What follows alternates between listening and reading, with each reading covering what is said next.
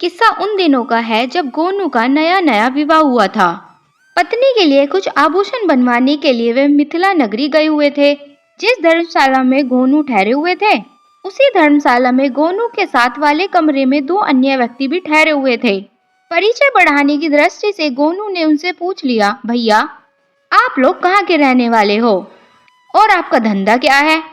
इस पर उन दोनों ने बताया, वैसे तो हम दोनों यहाँ से दूर एक कस्बे के रहने वाले हैं, पर वहाँ ज्यादा दिन नहीं ठहरते, कभी इस शहर में तो कभी दूसरे शहर में। इस तरह से हम घूमते ही रहते हैं। और जहाँ तक धंधे की बात है, तो तुम्हें शरीफ आदमी समझकर हम बता देते हैं कि हम दोनों ठग हैं और ठगी करना ही हमारा धंधा है। पर ठगी करना तो बहुत नीच काम है। तुम यह धंधा छोड़कर कोई दूसरा सम्मानित सा धंधा क्यों नहीं कर लेते? इस धंधे में तो कोई इज्जत भी नहीं है, गोनू ने उन दोनों से कहा। अब और कोई दूसरा धंधा हमसे नहीं होता, बचपन से ही हम यह धंधा करते चले आ रहे हैं, उन्होंने बताया। तब तो पकड़े भी कई बार गए होंगे, जेल की हवा भी कई बार खाई होगी, गोनू ने कहा। यही तो विशेषता है हमारी ठगी में, आज तक हम कभी नहीं पकड़े गए, ठगों ने बताया। अच्छा छोड़ो, ये बताओ कि अभी कुछ देर पहले तुम दोनों में जो वाद विवाद चल रहा था वह किस बारे में था? गोनू ने पूछा। बात मामूली है, लेकिन मेरा ये साथी मानता ही नहीं। उन दोनों में से जो उम्र में थोड़ा बड़ा था बोला, मैंने अपने इस साथी से कहा है कि मैं ठगी के मामले में इससे ज्यादा होशियार हूँ, जबकि ये स्वयं को मुझसे श्रेष्ठ बताता है। श्रेष्ठता का फैसला तो कारनामा देखकर ही किया जा सकता है, गोनू बोले। जो कोई बड़ा कारनामा कर दिखाए वही है दूसरे से श्रेष्ठ। तो तुम हमारे जज बन जाओ, कल हम साथ साथ यहाँ से चलेंगे और कोई ना कोई कारनामा दिखाएंगे, तब तुम कारनामे का मूल्यांकन कर अपना निर्णय सुना देना। गोनू का मन नहीं था कि ऐसे घटिया लोगों की संगत में वे एक पल भी रहे, किंतु ना जाने किस दिलचस्पी से प्रेरित होकर उन्होंने उनका निर्णायक बनना स्वीकार कर लिया। अगले दिन तीनों साथ साथ धर्मशाला से निकले और नगर के प्रमुख बाजार में जा पहुँचे। बड़ी आयु वाले ठग ने एक हलवाई की दुकान की ओर संकेत करके कहा, देख रहे हो ना वह हलवाई की दुकान, नगर की मशहूर मिठाई की दुकान है। अब मैं अपना कारनामा दिखाता हूँ और तुम लोगों को मुफ्त में मिठाई लाकर खिलाता हूँ। अरे कहीं मरवा ना देना भाई, गोनू बोले। मुझे तो लड़ाई झगड़े से बहुत डर लगता है, ये गेहूं के साथ घुन भी ना पिस जाए। मैं तो उस दुकान के करीब भी नहीं जाऊंगा, जो करना है तुम दोनों ही करो। बड़ा ठग जाने को तैयार ही हुआ था कि छोटे ठग ने कहा, देखो मित्र, ये हलवाई बहुत ही काहिया है, बिना पैसे लिए वह हरगिज तुम्हें मिठाई नहीं देगा, इसलिए उसकी दुकान पर जाने का विचार छोड़ ही दो। तब फिर मुझे खलीफा कौन मानेगा? नहीं दोस्त, आज तो हमने इस दुकान से मुफ्त की मिठाई ही खानी है, बड़े ठग ने बहुत आत्मविश्वास के साथ कहा। जाओ तब फिर दिखाओ अपनी ठग विद्या। दूसरा बोला, अगर तुम इस हलवाई से बिना पैसे दिए मिठाई लाने में कामयाब हो गए तो मैं तुम्हें अपने से श्रेष्ठ स्वीकार कर लूंगा। बड़े ठग ने भी उसकी चुनौती स्वीकार कर ली, साथ ही उसे एक तरकीब भी समझा दी कि किस तरह उचित मौके पर पहुंचकर उन्होंने उसका पक्ष लेना है। बड़ा ठग हलवाई की दुकान पर पहुंचा। पहले उसने हलवाई से मिठाइयों के दाम पूछे, फिर 4-5 किस्म की अलग अलग मिठाई तुलवा ली, लेकिन जब पैसे देने का मौका आया तो जेब में हाथ डालते डालते अचानक लाला की ओर देखते हुए पूछ लिया, लाला जी क्या आपको यकीन है कि आपकी दुकान की मिठाई ही शहर में सबसे अच्छी है? मैंने ये प्रश्न इसलिए पूछा कि मैं इस शहर में नया नया आया हूँ, मुझे देवी माता का प्रसाद चढ़ाने के लिए सबसे उत्तम मिठाई ही चाहिए। इस शहर में हमसे बढ़िया मिठाई और कोई हलवाई बनाता ही नहीं। हलवाई गर्व से बोला, मैंने आपके लिए सबसे बढ़िया मिठाई ही तोली है। ठग का हाथ अभी भी जेब पर ही था कि दूसरा ठग वहाँ पहुँच गया और पहले ठग से बोला, मैं तुम्हें सारे शहर में ढूंढता फिर रहा था और तुम यहाँ खड़े हो। फिर पूछा, देवी माता के प्रसाद के लिए घटिया मिठाई खरीद रहे हो? छी छी छी। पर ये हलवाई मास्टर तो दावा कर रहे हैं कि इनकी बनी मिठाई से उत्तम मिठाई पूरे शहर में नहीं बनती, ये अपने माल को खराब थोड़ी ही बताएंगे। दूसरा ठग बोला, सारा शहर जानता है कि नदी किनारे वाले लाला की मिठाई सबसे उत्तम किस्म की होती है। वह लाला देवी का परम भक्त है, हर वर्ष सबसे पहले वही 5 किलो शुद्ध मिठाई देवी की प्रतिमा पर चढ़ाता है, तभी तो वह शहर का नामी रईस बन गया है। कई लाख की तो कोठी ही बनवाई है उसने। दुकान पर 2 नौकर भी थे, अब पूरे 25 हैं। ये सब देवी की कृपा के कारण ही तो है। अच्छा, देवी की कृपा से इतना धन बना लिया है उस लाला ने? हलवाई ने आश्चर्य से पूछा। इससे भी कहीं ज्यादा, दूसरे ठग ने कहा। पर हमें तुमको यह बताने की जरूरत ही क्या है?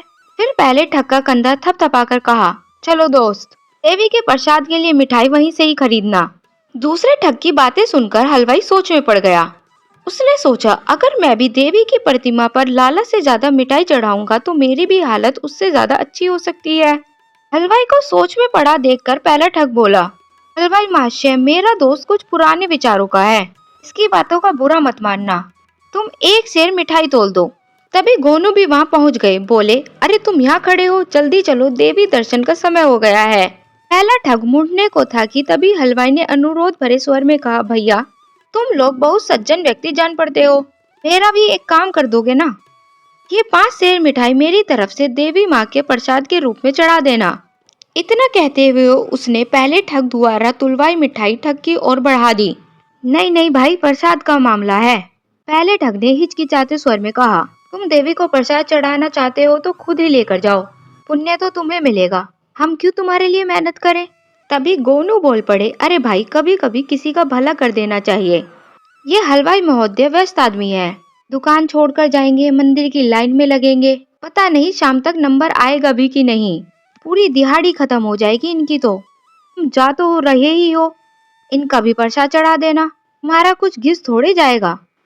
तुम कहते हो तो ले चलता हूँ, पहला ठग बोला।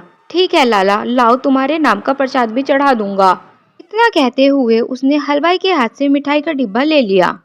धन्यवाद भाई, लाला ने आभार माना।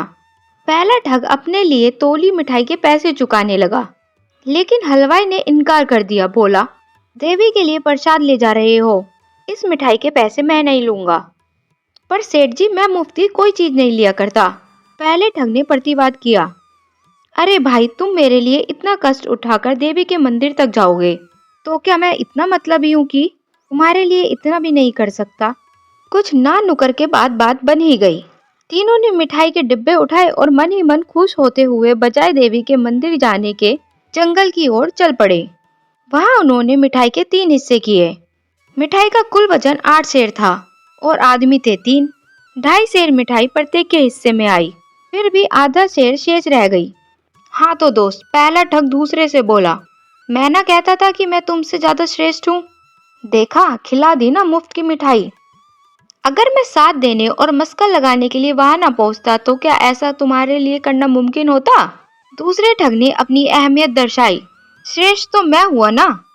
गलत, गोनू बोले, इस काम में अनिच्छा से ही सही, मैंने भी योगदान किया है। अगर मैं हलवाई को अपनी बातों से प्रभावित ना करता तो हलवाई किसी और व्यक्ति के द्वारा मिठाई मंदिर में भिजवा देता, तब रह जाते उसे देखते हुए। वह मैं ही था जिसने बड़े नाट्य के ढंग से हलवाई को समझाया और वह मान गया।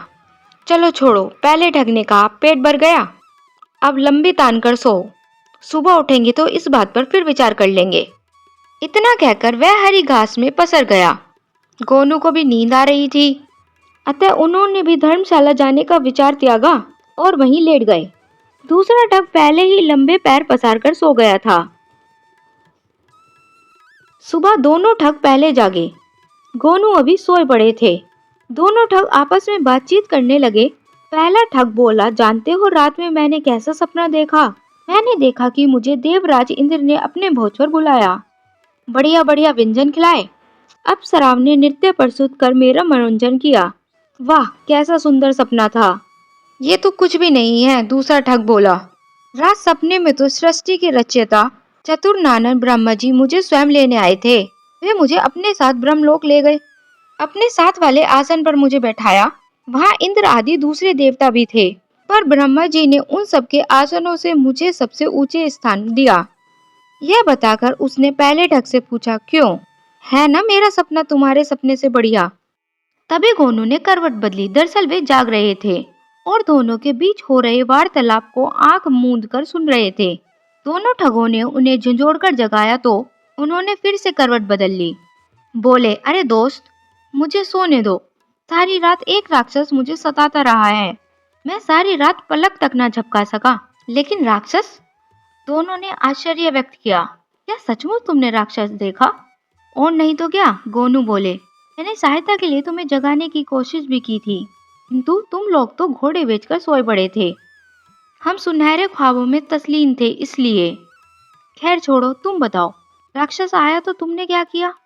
पहले ठग ने पूछा। हाँ बताओ तो भाई, कैसे भगाया उसे? दूसरे ठग ने भी जल्दी से पूछा।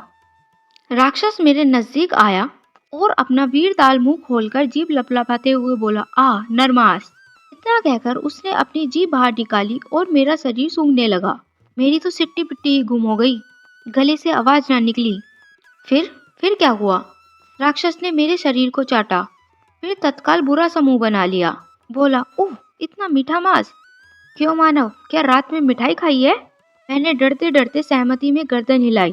फिर इससे पहले कि राक्षस कुछ और कहता, अचानक मेरा ध्यान बची हुई मिठाई की ओर घूमा।